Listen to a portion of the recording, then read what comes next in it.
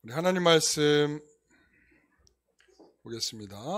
고린도전서 8장 1절에서 13절까지 말씀. 고린도전서 8장 1절에서 13절 말씀. 우리 한 절씩 교독하겠습니다. 마지막 절 같이 읽고요. 우상의 제물에 대하여는 우리가 다 지식이 있는 줄을 아나 지식은 교만하게 하며 사랑은 덕을 세우나 무엇을 하는 줄로 생각하면 아직도 마땅히 알 것을 알지 못하는 것이요. 또 누구든지 하나님을 사랑하면 그 사람은 하나님도 알아주시느니라. 그러므로 우상의 제물을 먹는 일에 대하여는 우리가 우상은 세상에 아무것도 아니며 또한 하나님은 한 분밖에 없는 줄 아노라.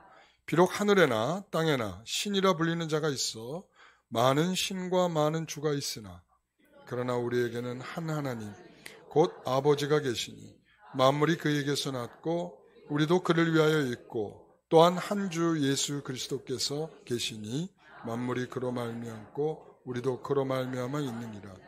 그러나 이 지식은 모든 사람에게 있는 것은 아니므로 어떤 이들은 지금까지 우상에 대한 습관이 있어 우상의 제물로 알고 먹는 거로 그들의 양심이 약하여지고 더러워지느니라. 음식은 우리를 하나님 앞에 내세우지 못하나니 우리가 먹지 않는다고 해서 더 못 사는 것도 아니고 먹는다고 해서 더 잘 사는 것도 아니니라. 그런즉 너희의 자유가 믿음이 약한 자들에게 걸려 넘어지게 하는 것이 되지 않도록 조심하라. 지식이 있는 내가 우상의 집에 앉아 먹는 것을 누구든지 보면 그 믿음이 약한 자들의 양심이 담력을 얻어 우상의 제물을 먹게 되지 않겠느냐. 그러면 내 지식으로 그 믿음이 약한 자가 멸망하나니 그는 그리스도께서 위하여 죽으신 형제라. 이같이 너희가 형제에게 죄를 지어 그 약한 양심을 상하게 하는 것이 곧 그리스도에게 죄를 짓는 것입니다. 그러므로 만일 음식이 내 형제를 실족하게 한다면 나는 영원히 고기를 먹지 아니하여 내 형제를 실족하지 않게 하리라. 아멘. 신앙의 자유라는 제목으로 말씀을 함께 나누겠습니다. 우리가 7장의 말씀을 보면서 이제 고린도 교회에서 성도들이 사도 바울에게 편지를 써서 이런 내용들은 어떻게 하면 좋겠습니까? 라고 질문을 던졌습니다. 그래서 너희가 쓴 글에 대해서는 하면서 7장 1절에 이야기를 하고 또 7장 중반에 가서 보게 되면 처녀에 대하여는 이렇게 이야기를 했고 그 다음에 이제는 8장에 와서는 8장 1절에 우상의 제물에 대하여는 이렇게 전개가 되는 것입니다. 그래서 이제 8장 1절부터 시작해서 11장 1절까지가 우상의 제물에 대한 이야기로 이제 한 토막이 되겠습니다. 그래서 그 가운데 오늘 8장의 말씀을 함께 읽었습니다. 자, 헬라의 이 고린도 지역은 이 우상과 그리고 또한 이 잡심과 음란함과 이런 것들로 가득 채워져 있어서 이 시장에 출하되는 육류들은 대부분 이 우상 앞에 제물로 드려졌던 것을 이 거래하게 되는 그런 형편에 있었습니다. 이 고린도 교회는 이 우상에게 바쳐졌던 고기를 먹어도 되는지 이제 바울에게 질문을 하는 것입니다. 이 문제는 사실은 이 고린도 교회만의 문제가 아니라 실질적으로 바울이 선교했던 이 선교지에서도 다양하게 나타났던 것으로 보입니다. 그래서 사도행전 15장에 보면 이 1차 전도 여행이 끝나고 예루살렘에 와서 총회로 모여서 그 선교 보고를 할 때에 거기에 보면 우상의 제물에 관하여 이렇게 우상 앞에 드렸던 제물에 대한 이 음식에 대해서 논의를 했던 것으로 보입니다. 그리고 로마서에서도 보게 되면 이 로마 교회에서도 그런 일이 있었습니다. 그래서 모든 것을 먹을 만한 믿음이 있는 사람이 있고 믿음이 연약하여 먹을 수 없는 사람들이 있다. 그래서 채소만 먹는 사람이 있다. 이렇게 이야기를 한단 말이죠. 그러므로 이 모두는 비판하지 말고 먹는 사람이든 먹지 못하는 사람이든 비판하지 말고 먹는 사람도 뭘 위해서 먹어요? 주를 위해서 먹고 먹지 않는 사람도 누굴 위해서 먹지 않아요? 주를 위해서 먹지 않는다. 그러므로 비판할 것이 없다. 이런 말을 합니다. 자, 그러나 이제 이렇게 이런저런 혼란한 이런 내용들이 먹어야 되느냐, 말아야 되느냐, 그리고 어떤 사람의 의견은 먹어야 된다. 지식을 갖고 있는 사람들의 이야기는 그것은 절대로 먹어서는 안 된다. 연약한 성도들은 이거 먹으면은 우리는 문제가 생길 것 같다. 이런 다양한 혼란스러운 상황들이 가득가득 채워져 있습니다. 사실은 오늘날 우리 교회의 정서에는 좀 맞지 않는 내용이기는 합니다. 그러나 우리가 이 내용적으로 보면 그러할 수 있지만 이 내용을 통해서 우리가 받아야 할 신앙의 자유라는 문제에 있어서는 우리가 여기서 분명한 것을 붙잡아내야 할 것입니다. 심지어는 이제 이런 이야기들이 있었어요. 음식 위에 악령이 임한다. 그래서 음식을 먹으면 그 악령이 들어가서 나라에게 해를 끼친다. 여러분 우리도 그래서 장례식장에 갈 때에 우리 그리스도인들은 그렇지 않지만 믿지 않는 사람들은 장례식장 갈 때에 이렇게 좀 음식을 먹는 것도 어느 사람들 좀 꺼려하고 그리고 거기에서 장례식장에서 뭘 가져오는 것도 꺼려합니다. 왜 그런가 하면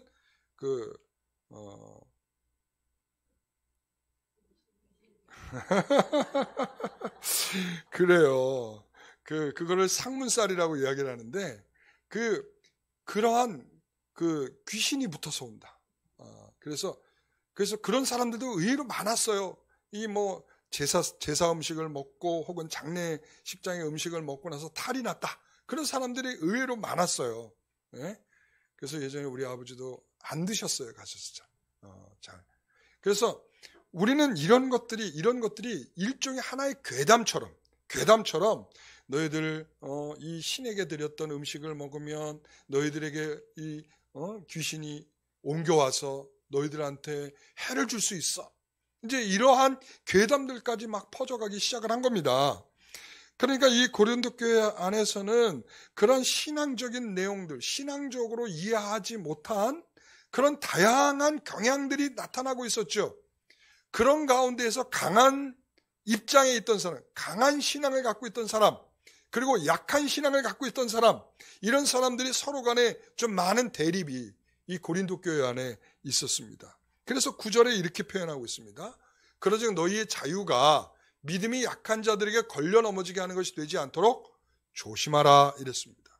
그러니까 너희가 마음껏 할 수 있다는 것을 통해서 연약한 자들이 혹 너희들의 모습을 보고 따라하거나 너희들의 모습을 보고 시험 들어서 실족하거나 이럴 수 있기 때문에 너희들의 자유를 너희들이 마음껏 할 수 있는 것으로 사용하면 안 된다. 조심해라. 이렇게 말하고 있다는 것이죠.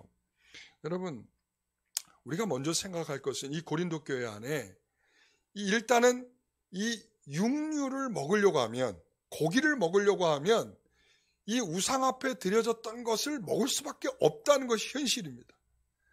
시장에서의 거래는 어떤 식으로 하냐면 이것은 공적으로라고 이렇게 표현하는데, 공적으로 하면 먼저 이 재물을 그 신에게 바쳐요. 그러면서 제사를 행합니다. 그러고 나면 제사장의 목을 얼마를 떼내고, 그리고 또한 고위직에 있는 사람들에게 일종의 그 세금처럼 어느 정도 바치고, 그리고 나머지 부분들이 이제 시장으로 가는 거예요. 그러니까 시장에 가려고 하더라도 그냥 생산지에서 바로 이 소비자에게 가는 게 아니라 먼저 한 곳을 지나야 되죠. 이 신전에 들려서 신전에서 제물로 드려지고 난 다음에 그 제물이 된 것을 가지고 상거래를 한단 말이에요. 사적으로는 어떤 일이 있냐면, 사적으로는 내가 어떤 신에게 숭배하기 위해서 제물을 드린단 말이에요. 그러면 제사장이 일부의 목을 떼고 나머지의 몫을 누구에게 주냐면 숭배자에게 주는 거예요. 드린 사람에게 줘요. 그러면 드린 사람은 이제 그 많은 고기를 어떻게 할 거예요? 그러니까 이렇게 숭배할 때는, 개인적인 사람이 숭배할 때는 단순히 그냥 나 혼자 먹으려고 하는 게 아니라 이웃과 함께 잔치를 베풀거나 이웃과 연회를 베풀어서 그들과 함께 먹으려고 하는데 목적이 있는 것입니다. 자, 그럼 어떤 의미에서 고기를 먹는 것을 포기하는 사람들이 있지 않겠습니까? 그렇죠? 이 고린도 교회 분위기를 본다면 어떤 사람들에 있어서는 사도 바울 입장처럼 나는 고기를 먹지 않을게 라고 말하려고 한다면 적어도 가장 일반적으로 시장에 가서 고기를 사는 일조차도 할 수는 없다라는 것이고, 그리고 이웃과 함께 연회가 벌어지고 잔치가 벌어지는 자리에도 함께 할 수가 없다라는 정도의 의미란 말이에요. 그러니까 이것이 굉장히 고기가 일반적으로 거래가 되는 이 루트가 이처럼 제사를 행하는 것을 통해서만 유통이 되고 있기 때문에 그럴 수밖에 없다는 것이죠. 그래서 우상제물을 먹는다는 것은 단순히 제물만 먹는 것이 아니라, 그 제물로서의 고기를 먹는 것이 아니라 그 우상을 섬기는 일에도 내가 동참하고 있다라는 생각을 하고 있기 때문에 그런 것이죠. 그래서 우리가 다니엘을 보게 되면 알죠? 다니엘과 세 친구는 마음을 정하여, 뭐 했다고요? 마음을 정하여 무엇을 안 하기로, 난 고기를 먹지 않겠습니다. 네? 이것을 당당하게 요구를 하죠. 그래서 우리가 한번 내기를 한번 해보자. 고기를 먹은 사람과 채소만 먹은 사람, 누가 더 얼굴빛이 더 기름진지 한번 확인해보자. 그래서 고기만 먹은 사람, 채소만 먹은 사람, 누가 이겼어요? 예, 다니엘과 그 친구들이 이겼어요. 그래서 이제는 마음대로 해라, 허락을 받게 되는 거죠. 그러니까 왜 그랬습니까? 이 사람들에게 있어서는 하나님 앞에 드려졌던 제물이 아니라, 이게 거짓된 우상 앞에 드려졌던 제물, 이것을 받아서 수여하여 먹는 것은, 왕에게 받는 것은 일종의 어떤 모습이겠어요? 저도 그렇게 숭배하는 것입니다 라는 의사의 표현일 수 있기 때문에 이것을 단호하게 왕의 명령임에도 불구하고 거절할 수 있었다, 이런 것이죠. 여러분, 그러므로 강한 사람은 먹어도 괜찮다 이렇게 말하는 사람이 있고, 약한 사람은 먹는 것이 왠지 좀 꺼려지는데, 이런 것이죠. 그래서 믿음을 가지고 어떤 사람은 우상에게 바쳐진 제물을 철저히 거부하여 자신을 더럽히려고 하지 않는 지경에 이르게 된 것입니다. 자, 이렇게 자유의 결정에 따른 굉장히 혼란한 상황이 이 고린도 교회 안에 있었다는 거예요. 그래서 오늘 본문을 통해서 우리가 이 혼란한 상황에 대한 그런 분명한 해법을 우리가 찾아보기로 하겠습니다. 자, 첫 번째는 이겁니다. 강한 자에게는 우상 앞에 놓였던 음식을 먹어도 된다는 무엇이 있다고요? 지식이 있다. 뭐가 있어요? 지식이 있다. 이 지식은 우상의 제물을 아무것도 아니다, 이 생각은 아무것도 아니다. 4절에서 6절 말씀, 자, 읽어보면 이렇습니다. 그러므로 우상의 제물을 먹는 일에 대하여는 우리가 우상은 세상에 아무것도 아니며 또한 하나님은 한 분밖에 없는 줄 아노라. 비록 하늘에나 땅에나 신이라 불리는 자가 있어 많은 신과 많은 주가 있으나 그러나 우리에게는 한 하나님 곧 아버지가 계시니 만물이 그에게서 났고 우리도 그를 위하여 있고 또한 한 주 예수 그리스도께서 계시니 만물이 그로 말미암고 우리도 그로 말미암아 있느니라. 아무것도 아니다.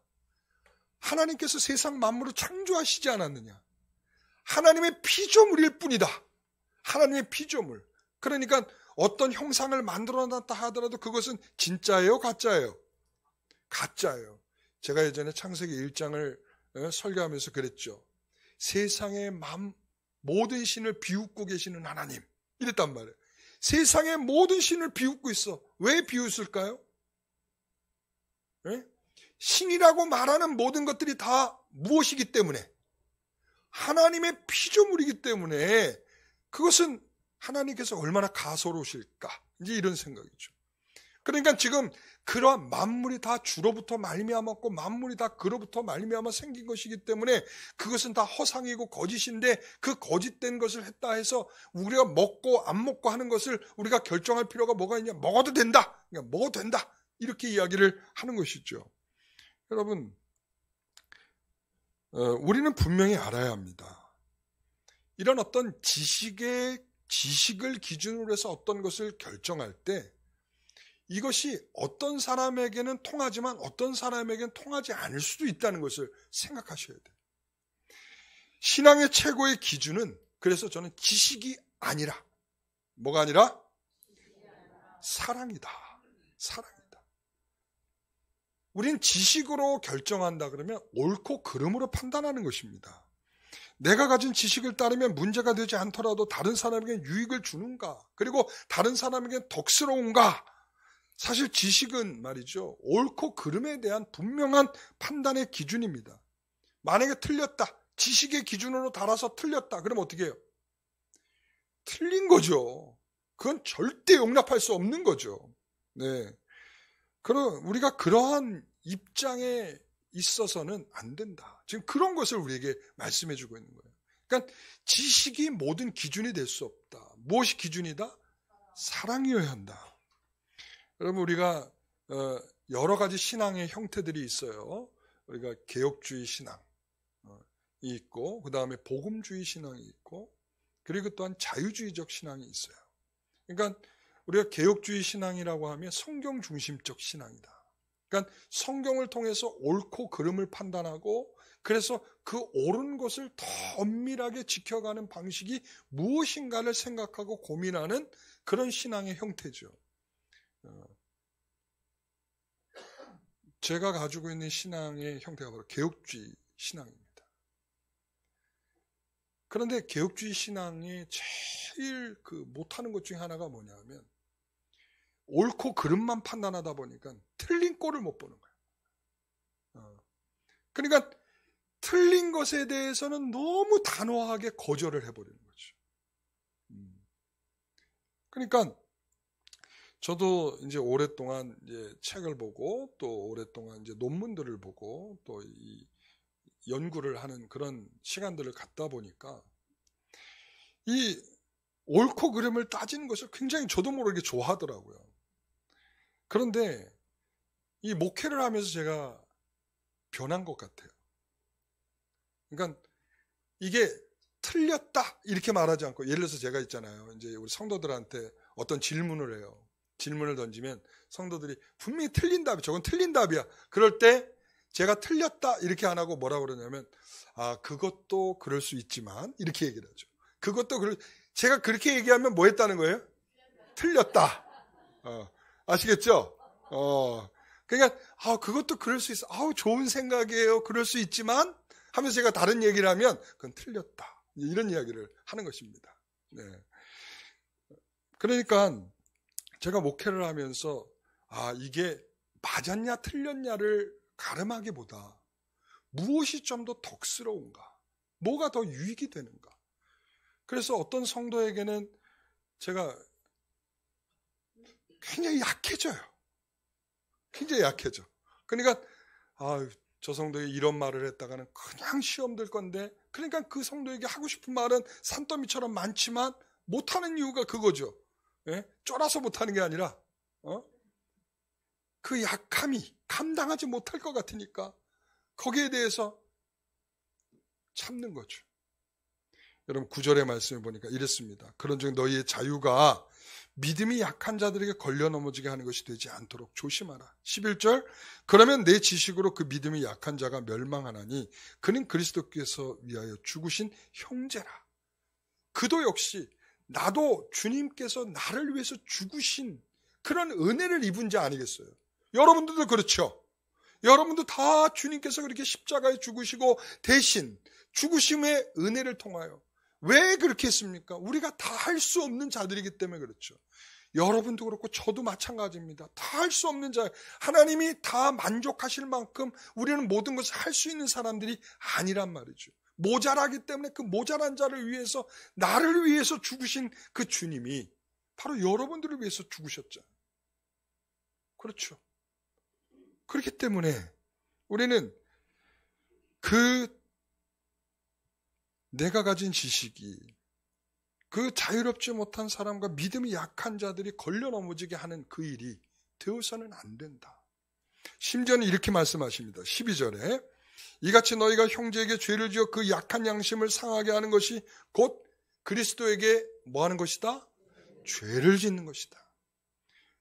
그러니까 형제에게 그 양심을 거리끼게 하고 양심을 상하게 만드는 그 일 자체가 죄를 짓는 것이다 라는 거예요. 우리는 좀 더 이 상대적 배려에 힘을 기울여야 합니다. 내 자유가, 내 지식이 다른 사람의 신앙의 양심을 건드리며 넘어지게 할 수 있다면 그건 죄를 짓는 것이란 말이죠. 그래서 우리는 신앙의 기준을 지식에 두지 않고 어디에 둔다고요? 사랑에 둔다. 예. 그래서 베드로후서 1장에 보게 되면 신의 성품에 참여하는 것에 관해서 말할 때 이렇게 밑덕지 절인경, 믿음의 덕을 더하고 덕에 지식을 더하고, 여러분 그렇습니다. 그리고 맨 마지막에 가면 뭐냐면 형제의 우애와 사랑을 이렇게 더해라 이렇게 돼 있어요. 그러니까 믿음을 가진 사람에게 있어서의 좀 더 가장 신경 써야 할 점은 뭔가 이렇게 물어보면 덕이에요. 덕. 내가 알고 모르냐, 내가 아는 것으로 판단하느냐 안 하느냐 이런 문제가 아니라 내가 정말 이 말을 했을 때 그 상대편이 덕스러우냐 덕스럽지 않느냐, 마음에 상처가 될 것 같으면 참아야 합니다. 예. 내가 말할 수 있는 자유가 있죠. 내가 입이 있는데 왜 말 못합니까? 여러분 이런 자유가 아니란 말이에요. 나에 대한 자유가 아니라 타인에 대한 자유란 말이에요. 신앙의 자유는 내가 아무거나 말할 수 있거나 아무거나 할 수 있거나 아무거나 먹을 수 있거나 아무거나 해도 된다라는 자유가 아니라 여러분 상대편을 좀 더 배려할 수 있는 자유라 이런 말씀인 거죠. 그래서 믿음은 다른 사람에게 덕이 되어가는 것을 중요하게 여기고 살필 줄 아는 것입니다. 그리고는 이 신의 성품에 참여하는 것을 믿음으로 시작해서 어디로 끝나죠? 어디에서 끝나죠? 형제의 우애와 사랑이에요.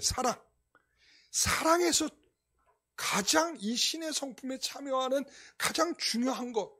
그래서 믿음과 소망과 사랑과 그 중에 제일은 사랑이라 이렇게 말하는 거죠. 그러니까 이렇게 연결이 되는 것입니다. 여러분 그렇습니다. 그래서 신앙의 자유는 나를 위해 쓰지 않고 누굴 위해 쓴다? 남을 위해서 쓴다. 아시겠죠?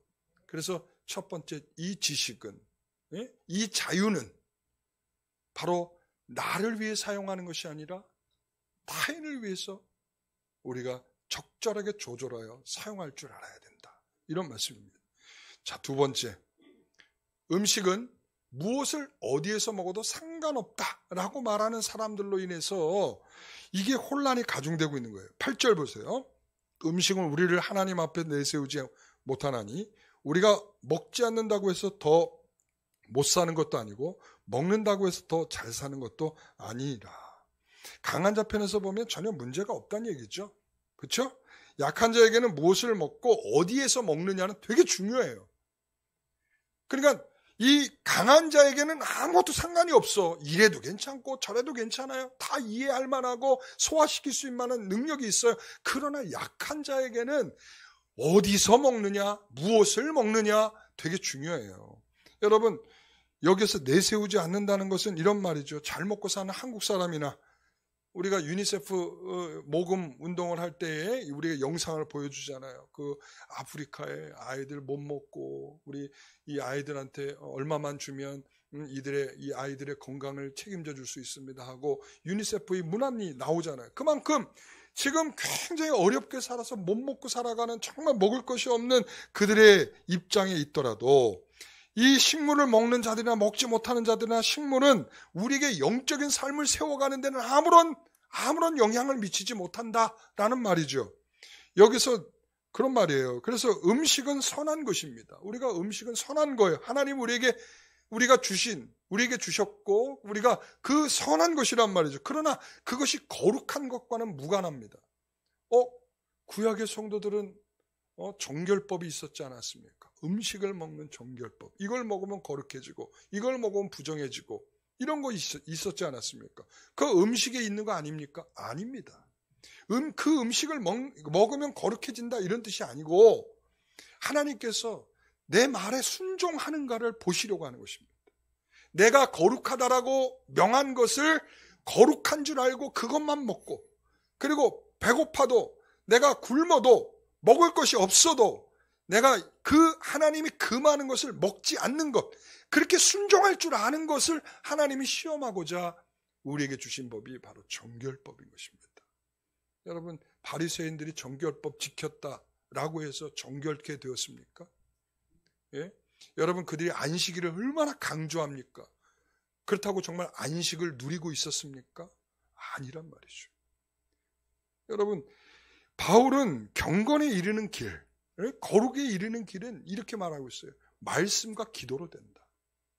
우리가 경건케 되고 우리가 거룩케 되는 길은 우리가 하나님의 말씀 안에서 살아갈 때인 것입니다.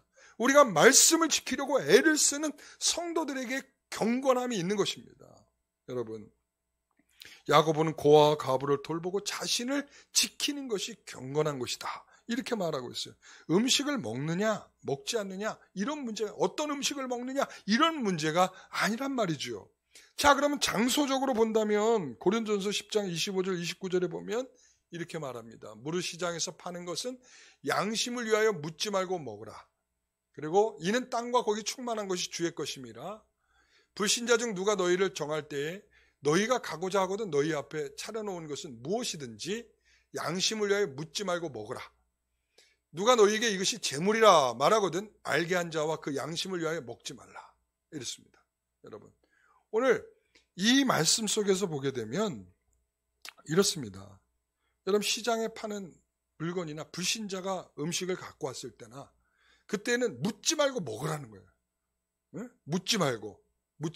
물으면 이제 양심의 문제가 생기니까 묻지 말고 먹으라는 거예요. 그러나 누군가가 이거 재물인데요? 하면 먹던 숟가락 바로 내려놔라. 그런 말이에요. 지금 네가 먹다가도 숟가락 바로 내려놔라. 왜? 연약한 심령이 다칠 수 있기 때문이다. 그러니까 이게 장소적인 문제란 말이에요. 지금 시장에서 물건을 팔고 있어요. 시장에서 파는 거고 시장에서, 그리고 불신자가 초대해서 그 가정에서 먹고 있는 겁니다. 그러니까 장소적으로 보면 이곳이 예배의 장소예요, 아니에요? 아니죠. 상거래의 장소고 친교의 장소입니다. 그러나 그들이 어디에 가면, 신전에 가면 다르다는 거예요. 만약에 신전에서 그들이 이 재물을 먹으면 어떻게 될까요? 연약한 자들이 먹고 따라 먹다가 탈나거나, 아니면 어떻게 사도가 재물을 먹을 수 있어? 라고 시험에 들어서 상처를 입어서 교회를 떠나는 일이 생길 수 있지 않을까, 이런 말이죠. 여러분, 우리의 지식은 우상도 없고 신도 없습니다. 우상 앞에 두었던 것을 먹는 것도 못 먹을 것도 없습니다. 그렇지만 분명한 것은 그 연약한 성도들 때문에 덕스럽지 못하다는 말이에요. 덕스럽지 못하다. 여러분, 덕스럽지 못하다. 여러분, 한국교회에서 한국교회에 처음 복음이 전해졌을 때, 그리고 또한 중국의 복음이 처음 기독교가 전파되었을 때, 이 선교사들이 왔을 때 정말 가관인 거예요. 왜 가관이냐면 중국 같은 경우에는 당시에 아편이 그냥 어린애들까지 다 아편 중독에 돼가지고 다 막 그러고 살아가고 있는 거예요. 그러니까 이 중국에 처음에 왔던 선교사가 뭘 금했겠어요? 아편을 금한다. 이렇게 된 거예요. 아편을 금한다. 한국의 기독교 선교사 와가지고는 이 선교사들이 무엇을 봤을까요? 이 땅의 어두움을 봤어요. 언더우드 같은 경우 이 땅의 어두움을 봤습니다. 이 땅의 어두움뿐만 아니라 이 땅에 있는 어린 아이들로부터 농한기 때 이 다른 분위기가 나타나는 거죠. 그래서 막 이 조그만 애들서부터 어려서부터 담배 피우고 술 마시고 막 이러는 모습들을 딱 비춰보는 거예요. 그러니까 한국 교회는 뭘 금해야겠다? 술, 담배를 금해야겠다. 그래서 우리 한국 교회에서의 가장 그 상징적인 것 중에 하나, 교회 다니면 뭐부터 끊어요? 술부터 끊어. 담배부터 끊어. 혹시 여기 못 끊으신 분들이 있더라도. 자, 어떤 분이 그래요. 목사님, 술 먹어도 됩니까? 먹지 않아야 합니까? 라고 물어요. 성경은 뭐라고 돼 있습니까? 라고 물어요. 술 먹지 말라는 말은 없어요. 그렇죠? 술 취하지 말라. 문제는 뭐냐면 술 취한 것이 뭐의 대표인가 하면 방탕하는 것의 대표예요. 방탕이 뭡니까? 낭비죠. 낭비. 시간을 낭비하는 인생의 대표적인 그림이 뭐냐면 술 취하는 것. 이거죠. 그러니까 술 취하지 말라. 성령 충만을 받아라. 이런 말이죠. 여러분, 그러니까 제가 그런 말을 합니다. 성경에는 술 마시지 말라는 말은 없습니다. 술 취하지 말라는 말은 있습니다. 자, 그러나 한국교회에서 신자가 되려면 덕스러워야 합니다. 그러니까 술 먹고 담배 피우시려면 아무도 없는 곳에 가서 혼자 하십시오.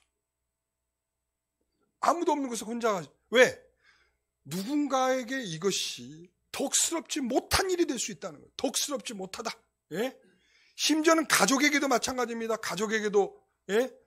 내가 집사고 안수 집사고 내가 장로고 한데 내가 술 먹고 들어와가지고 우리 가족들에게 그 모습을 비춰진다. 덕스럽지 않다는 거야. 덕스럽지 않다는 거야.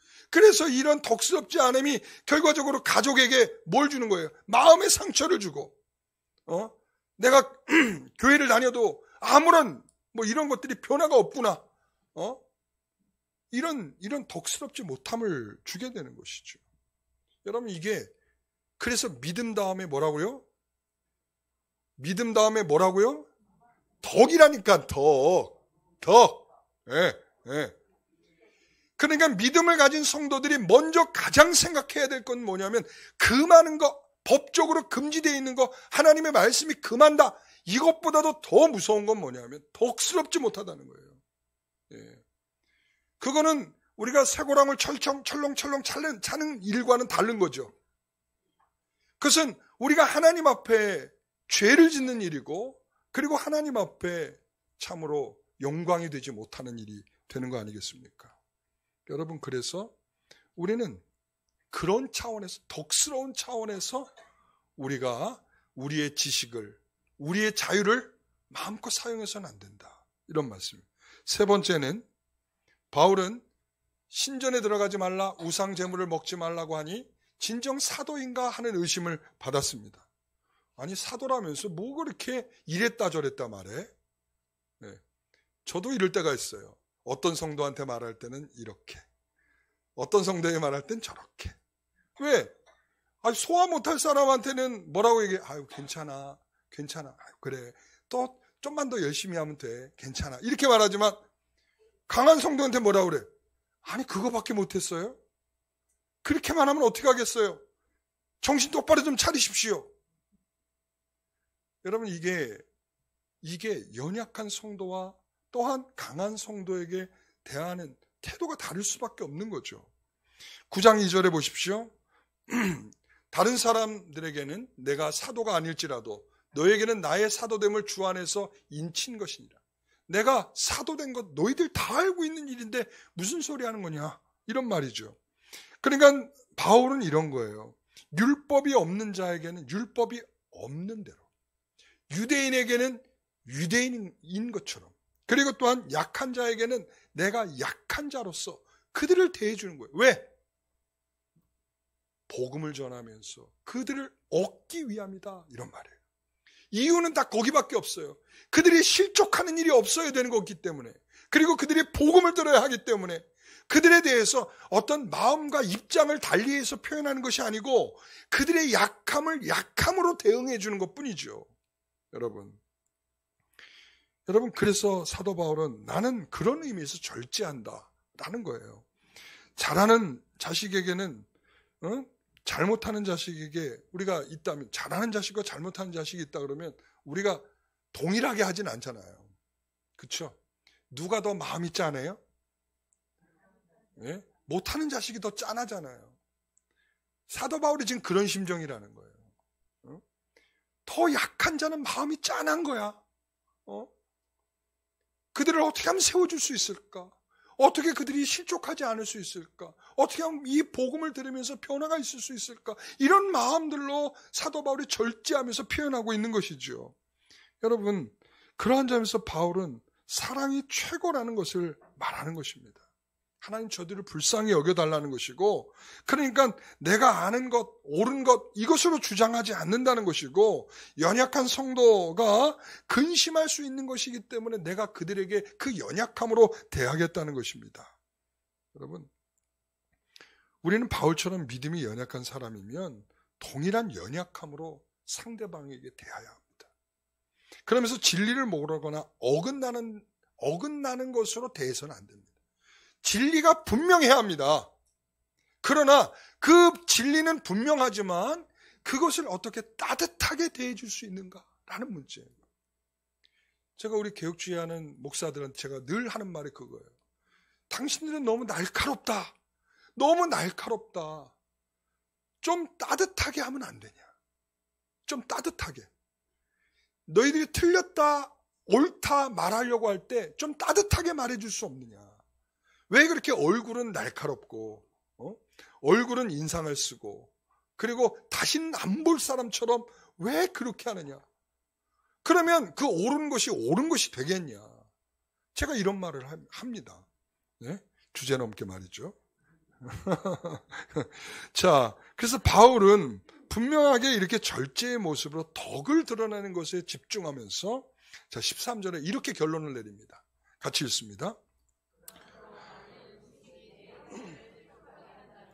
나는 영원히 고기를 먹지 아니하여 내 형제를 실족하지 않게 하리라. 아멘. 이 말씀이 결론이에요. 바울은 연약한 자에 대한 배려, 내가 그 연약한 자의 어떤 그 마음의 상처가 될 것을 생각하니까 내가 차라리 뭘 끊어요? 고기를 끊겠다. 지금 이 말을 하는 거예요. 네. 저도 똑같은 고백을 지금 하고 있습니다. 내가 고기를 끊겠다. 지금 다 비웃고 계시네요. 제가 말하는 고기는, 여기서 말하는 고기는 제가 보신탕을 끊었습니다. 제가 보신탕을 끊었습니다. 보신탕을. 어떤 성도가 이렇게 물어보더라고요. 목사님, 개고기 드세요? 그래서 요즘 잘 안 먹습니다. 제가 그렇게 대답을 했어요. 안 먹는 이유가 이렇게 개를 키우는 그 우리가 너무 불결하고 그리고 그 항생제를 그냥 삽으로 퍼가지고 개한테 먹이고 이래서 안 먹는 것이기도 하지만 왜 제가 안 먹는가 하면 요즘에 강아지를 키우는 집들이 워낙 많잖아요. 그냥 예전처럼 먹던 밥 이렇게 찌꺼기 주면서 마당에서 키우는 개가 아니라 지금은 다 집안에서 그냥 내 새끼 하면서 이렇게 키우잖아요. 예? 그러니까 장례를 치러도 장례식 뭐예요 그거? 예, 장례비도 장난 아니고 그리고 개값보다 더 비싼 수술비를 들여가면서 개를 고치고. 제가 며칠 전에 그 드라마에서 이런 대사를 들었어요. 깜짝 놀랐죠. 어디 사람이 먹던 것을 더럽게 개에게 줍니까? 깜짝 놀랐어요. 내가 정말 개고기를 끊어야겠구나. 왜 그러냐면 이런 마음으로 이 강아지를 키우고 있는 사람들의 입장들이 있을 텐데 내가 몸이 약해져도 먹지 않으리라. 여러분 저한테 개고기 먹자고 하지 마세요. 저 끊었습니다. 아시겠죠? 네, 그렇습니다. 우리는 연약한 성도들의 마음들을 헤아리는 것, 우리 다른 성도들, 약한 성도들의 마음들을 헤아리는 것, 이건 매우 중요한 덕스러움입니다. 신앙의 자유라는 것은 다시 말합니다. 내가 마음껏 하는 자유가 아니라 우리가 연약한 성도들에 대한 우리가 그 자유를 배려로, 사랑으로, 관심으로, 그 약함으로 우리가 대하는 것입니다. 우리가 나는 항상 틀린 말을 하는 사람이 아니야. 여러분 이런 태도는 안 된다는 거예요. 여러분 제가 알고 있어요. 그 사람 틀린 말 안 하는 거 알고 있는데요. 그 틀린 말 안 하는 것을 통해서 다른 사람이 상처가 되고 다른 사람이 시험에 든다면 그건 틀린 거예요. 그거는. 우리 그걸 아셔야 돼요. 예. 오늘 우리는 그런 마음으로 서로를 좀 돌아볼 수 있는 그런 성도들이 다 되시기를 바랍니다. 기도하겠습니다.